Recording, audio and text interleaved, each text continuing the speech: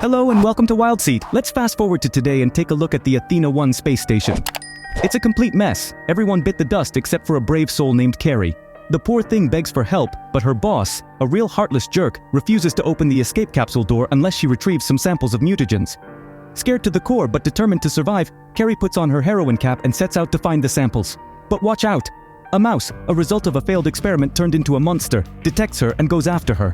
Terrified, Kerry runs for her life, dodging debris and flames. She manages to reach the capsule just in time before the rat gets her. But not everything ends well. The capsule explodes due to the rat's rage, and Kerry bites the dust. And where do the remains end up? Back on Earth, of course. After some time passes, we find ourselves at the San Diego Wildlife Sanctuary. There, the primatologist Davis introduces a guy named Nelson and two rookies to the gorilla enclosure. There's a new gorilla, Pavo, who's a rude dude and bothering the females. Davis tries to calm him down using sign language, but then George, Davis's gorilla buddy, shows up and gets Pavo all riled up again. A scared employee tries to escape, and Pavo chases him, knocking him to the ground. But George steps up as a superhero and scares off Pavo. George and Davis have a laugh in sign language, and Davis reminds George that Pavo is now part of the family.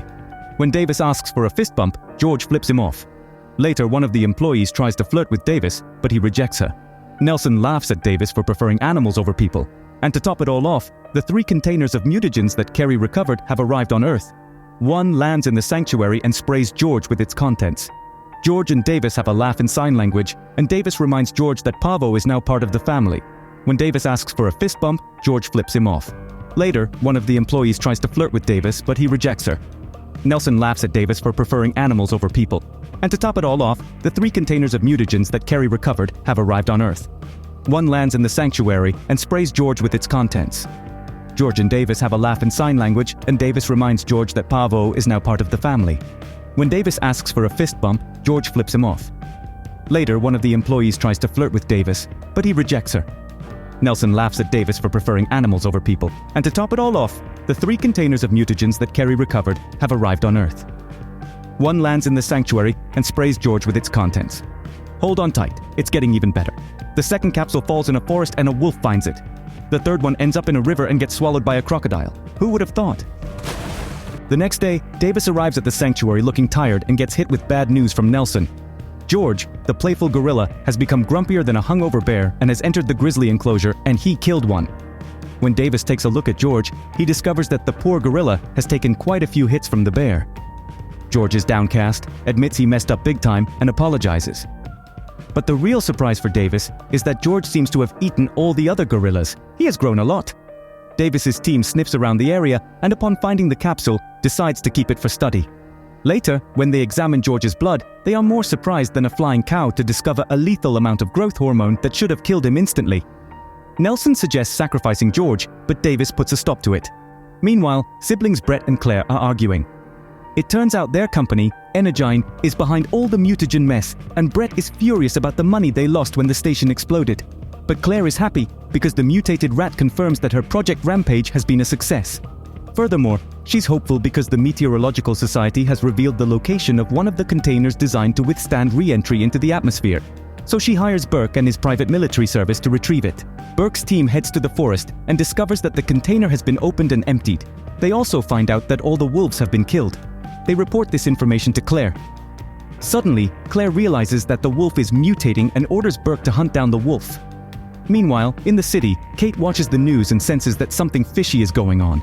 Being a former scientist from Energyne, she realizes that there's more to this than meets the eye and rushes to the sanctuary to talk to Davis.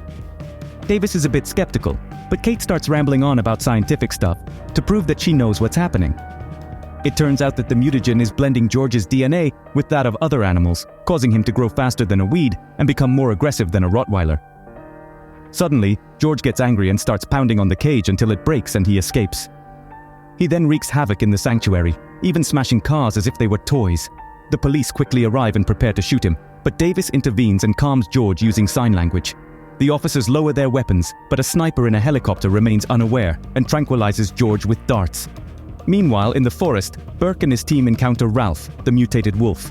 They manage to bring him down from the helicopter, then land to search for the body. But the body has disappeared, and in its place there is a giant footprint on the ground that sends shivers down the spines of some soldiers. Suddenly, Ralph attacks them and starts tearing the soldiers apart. They try to defend themselves with their weapons, and the helicopter brings out a machine gun, but Ralph has become so tough that the bullets don't even tickle him. He has grown so big that he can jump up to the height of the helicopter and destroy it. On the ground, Burke is the only survivor and attempts to fight the wolf again, but Ralph swallows him whole as if he were a snack. Please, if you're enjoying the video, show it with your precious like. For you, it's just a second and you help me a lot. At night, Davis and Kate are arrested by Agent Russell of the FBI for their involvement with George, who is being transported on a government plane. When Davis sees George in the cage, he realizes that his wounds are already healing. Then Russell tries to make them talk, mocking Davis for leaving the army to care for animals and insulting both of them, disregarding their warnings about the danger of having George on a plane. Kate admits that she can't actually cure George, and now Davis no longer trusts her. Back at Energene, Claire learns that Kate has been arrested, and Brett thinks she is gathering evidence to bring down the company, so he sees her as a threat. Claire has a cure for the mutagen, so she plans to lure all the mutated animals to their building using radio waves, and then the army will kill them, allowing Claire to collect the DNA and make a fortune by selling it later. She isn't worried about Kate because she is convinced that George will take care of everyone on the plane. When Claire sets her master plan in motion, Ralph stops causing chaos on the roads and starts moving towards the city. Lizzie, the mutated crocodile, also gets wind of the situation and joins the party. On the plane, George should be fast asleep, but Claire's trick wakes him up and he goes on a rampage. He destroys the cage and starts tearing everything around him apart, tossing people around as if they were paper balls. The guards try to control him with bullets, but when Russell tries to confront him, George crushes him like a cockroach. Our comrade with muscles to spare tries to make peace with George, that gorilla mastodon, but oh surprise! A trigger-happy Grouch strikes again, and with a shot, things get messy. The bullet crashes into an explosives crate, causing them to blow up and wreck the plane's turbine. That's when the party starts. The plane falls apart, and while George plays Gorilla Smasher with a cart, Davis hurries to gear up with a parachute, and without hesitation, he jumps into the void with Kate and Russell, leaving the plane and George as a shooting star. After landing, they look for George, but where's the big guy? Only a trail of destruction remains, pointing towards the city. Meanwhile, in the villain's cave, Energene, Claire goes ballistic when she learns that Kate survived the air incident unharmed. With the FBI snooping around and confiscating all the company's documents, cunning Claire tries to pin the blame on Kate, claiming she's the one responsible for this mess with the mutant beasts. Back in the field, Davis intends to leave Kate behind. He's fed up with witnessing human misery, having had more than enough during wartime. The rescue of George, when he was a small and scared little gorilla hiding while witnessing the massacre of his mother, was a turning point.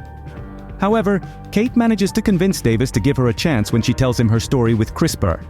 Initially, she created it to cure her sick brother, but when the company tried to turn the mutagen into a weapon, Kate tried to stop it and ended up behind bars. While she was in the shadows, her brother passed away. Davis and Kate start to bond, and after the encounter with the soldiers, Russell decides to lend them a hand and provides them with a helicopter for their mission. On the other side of the ring, Blake's team, our tough-nosed colonel, is having a little problem. They try to contain the beasts, but even with house-sized explosions, they couldn't scratch them. The army is left battered, and Blake, seeing that things are going downhill, decides to evacuate the city. But our friend Davis, who is aware thanks to Russell, has doubts about whether they can measure up in time. When George and Ralph, the brothers of destruction, reach the city, chaos ensues. They start knocking down buildings, smashing vehicles and plucking helicopters as if they were tearing apart toys. The army confronts them with tanks and loads of weaponry, but nothing, not even a scratch. In fact, the creatures keep causing destruction as if it were nothing. And then, as if we didn't have enough commotion, Lizzie appears, emerging from the river as if she just left a spa, and joins the destruction party, nibbling on tanks and planes as if they were French fries. Faced with this scenario, Blake, who seems more lost than an octopus in a garage, decides to drop a bomb to blow up half the city. Russell tries to reason with him, but no, Blake ignores them like chewing gum after eating a bean stew, and kicks Russell out. Meanwhile, our dynamic duo Davis and Kate reach Energene and get their hands on 3 vials of the antidote. But watch out, because Claire, the big bad wolf, catches them red-handed and is about to restore order. She reveals that the antidote calms the fury, but doesn't shrink the monsters. After taking the vials from Kate, she shoots Davis, leaving him on the ground seeing stars. Claire takes Kate hostage and takes her to the roof, but before they can escape in a helicopter, George appears, leaps onto the building, and dismantles the helicopter as if it were made of paper. Davis, who is not as badly injured as he seemed, jumps back into action and rescues Kate. Meanwhile, George focuses on sabotaging the transmitter antenna. Turns out, Kate managed to keep one of the vials, so there's still hope for George. In another turn of events, Claire confronts our duo, giving Kate the opportunity to inject the antidote into the bag before sending it flying. Meanwhile, Davis calls his buddy George, who as he approaches to devour Kate, gets the antidote as a prize. Brett, on his part, tries to sneak down the stairs with the last computer and a lab mouse, already thinking about his next shady deal. But he comes across Russell, who takes away his goodies in exchange for letting him escape. But bam! Upon leaving, he gets a debris smack in the face. On the street, Lizzie and Ralph join the building collapse party, while George starts to calm down, thanks to the antidote. Davis and Kate, without hesitation, hop into the broken helicopter and manage to escape the building collapse, although the helicopter ends up crashing. Davis, seeing civilians everywhere and noticing that George seems to be doing better, decides it's time to lend a hand. He tells Kate to look for Russell and goes off to find weapons to join George in the fight. The battle between the beasts is savage, but ultimately Lizzie takes down Ralph with a bite to the neck.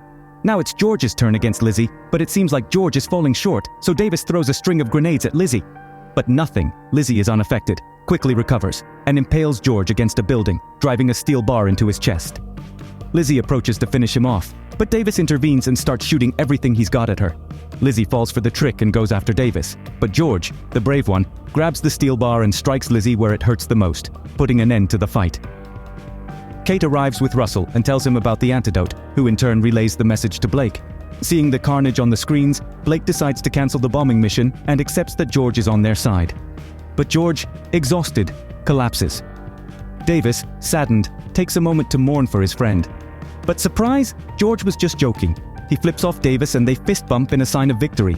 Now it's time to find a place where George can live peacefully. He flips off Davis and they fist bump in a sign of victory. Now it's time to find a place where George can live peacefully. He flips off Davis and they fist bump in a sign of victory. Now it's time to find a place where George can live peacefully. But the adventure doesn't end here. I wait for you in the next one. Let's go!